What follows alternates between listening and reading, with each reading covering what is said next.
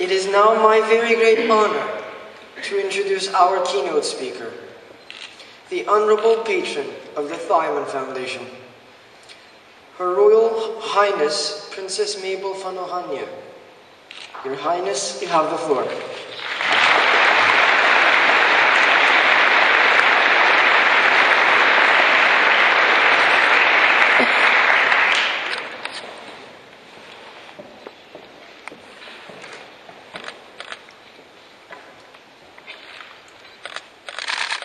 Thank you.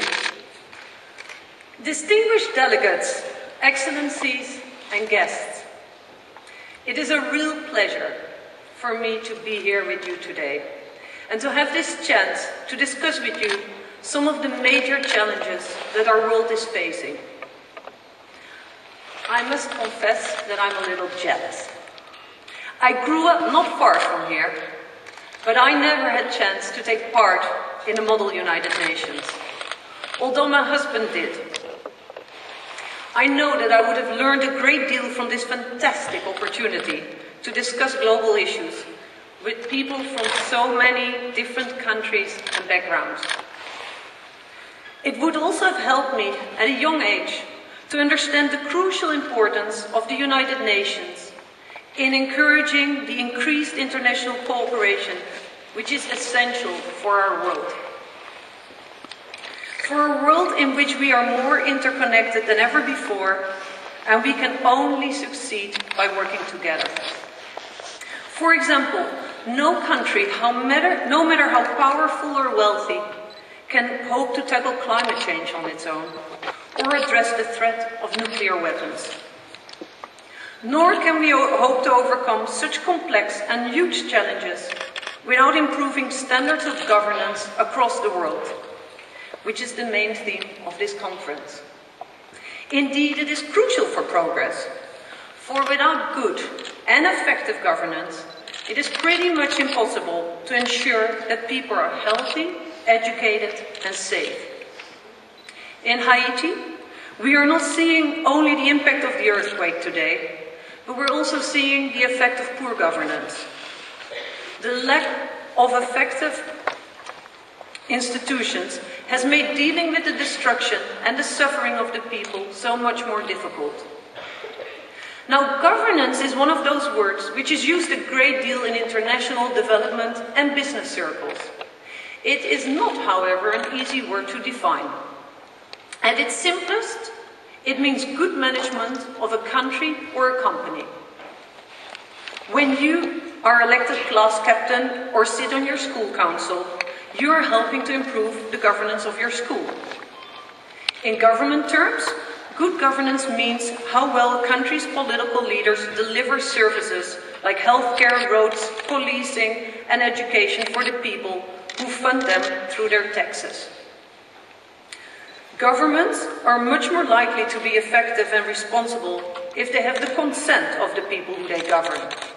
And free and fair elections are obviously the best way of achieving this. It is also important that citizens are able to see what their government is doing and how well they are performing. In other words, transparency, which is another theme of your meeting.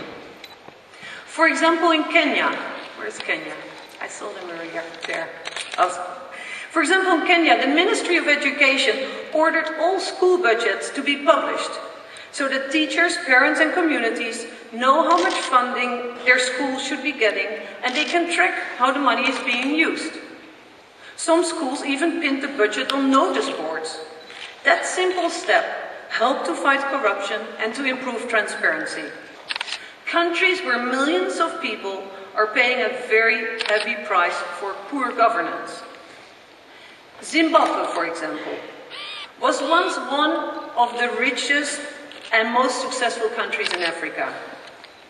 But poor governance and corrupt government have brought the society and economy to its knees. Zimbabwe once exported food to its neighbors.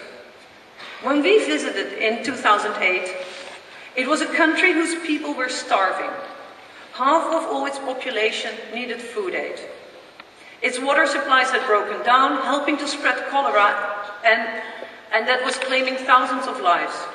Unemployment was over 80%. Inflation was so high that shopkeepers had to change their prices several times a day. But most families could not even afford basic items. The government didn't have enough money to pay teachers and doctors, so schools and hospitals were closing down. Those are the consequences of poor governance.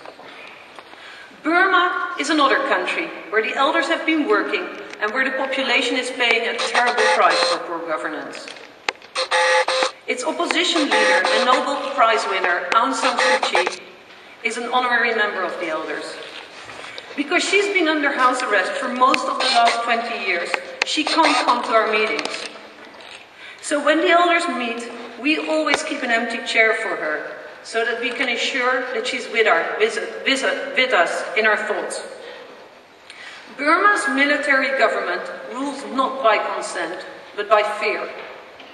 And while the generals have grown very wealthy in the 40 years that they've ruled the country, its 50 million people are now among the poorest in the world.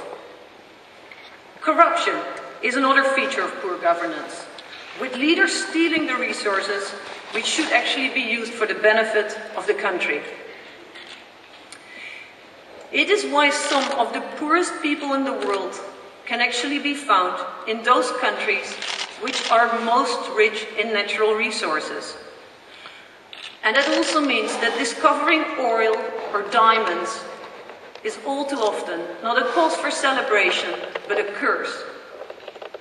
The Democratic Republic of Congo is a country with incredible mineral wealth.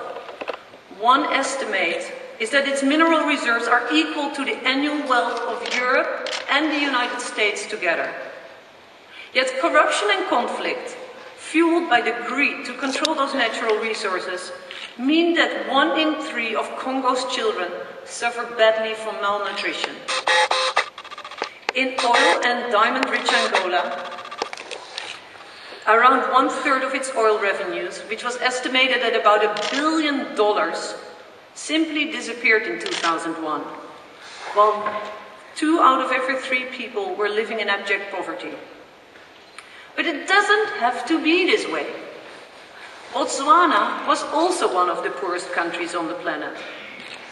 But when diamonds were discovered 40 years ago, the government of Botswana used the money to invest in schools, in health, in roads, and for the long-term future of the country. Corruption casts a shadow over many parts in the world. A UN report last week found that more than half of Afghanistan's people had to pay bribes to a public official last year, either to reduce delays or to get improved services. The police was topping the list of those who were receiving the bribes. So the total amount of bribes paid last year in Afghanistan is estimated to be $2.5 billion. Imagine how much good can be done with that amount of money. How much the government could do to build schools and health services. That is why improving governance and rooting out corruption are so incredibly important. It's not going to be easy to overcome those challenges. But don't become depressed, please. The challenges might be bad and deep-rooted, but they can definitely be changed, as the example from Botswana and many others show. Despite all the suffering that I've seen around the world, I remain an optimist. Because I've also seen, in the most desperate of situations, how humanity ultimately wins through. I've seen time and time again the incredible resilience and resourcefulness of people. How if they are given a chance, they can seize it with both hands and they will win. And there's one more reason why I'm very optimistic. And I'm looking at it right now. It's you and you and you and you and all of you. I am very, very confident that young people like you have the vision and the commitment and the courage that is needed to make our world a better place.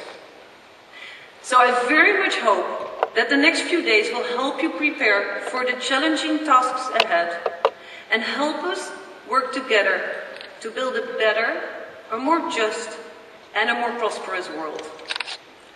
I wish you all the best in your discussions. Thank you.